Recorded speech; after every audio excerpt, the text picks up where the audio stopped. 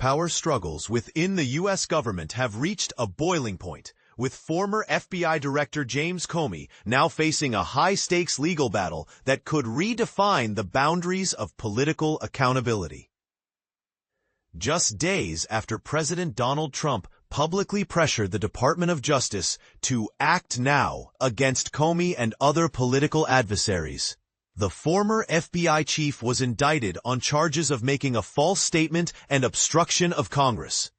Allegations tied to his 2020 testimony about the FBI's investigation into Russian interference in the 2016 election.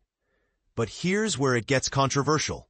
The timing and context of these charges have ignited fierce debates about whether this is a legitimate exercise of justice or a calculated act of political retribution. And this is the part most people miss. The case isn't just about Comey's actions. It's about the very integrity of the judicial system and how it navigates partisan pressures. Comey's indictment centers on his congressional testimony, where he allegedly misled lawmakers about the FBI's handling of the Russia probe. The charges include obstruction of an investigative proceeding, a serious offense that could land him in prison for up to 5 years if convicted. In a brief video message, Comey declared his innocence and urged the public to keep the faith in the judiciary. Yet the legal drama doesn't end there.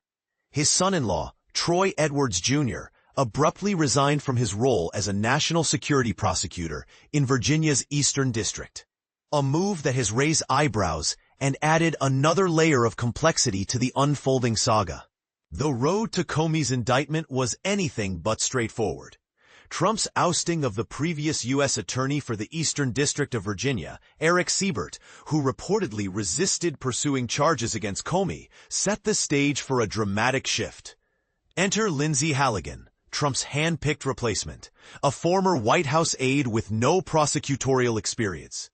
Despite federal prosecutors initially stating they lacked probable cause to charge Comey, Halligan pushed for a grand jury indictment. Critics argue this raises ethical red flags, while supporters claim it demonstrates a much-needed tough-on-crime approach. So who's right? Is this a case of justice finally catching up with a former power broker? Or is it a politically motivated witch hunt? We want to hear your take in the comments. The legal battle is far from just Comey's personal fight. It has become a flashpoint in a broader argument about whether the Justice Department can remain impartial in the face of intense political pressure. Comey himself has long accused Trump of trying to politicize the justice system, a claim that now forms the backbone of his defense. If convicted, this case could set a precedent with far-reaching consequences, testing the independence of federal judges and the credibility of the DOJ.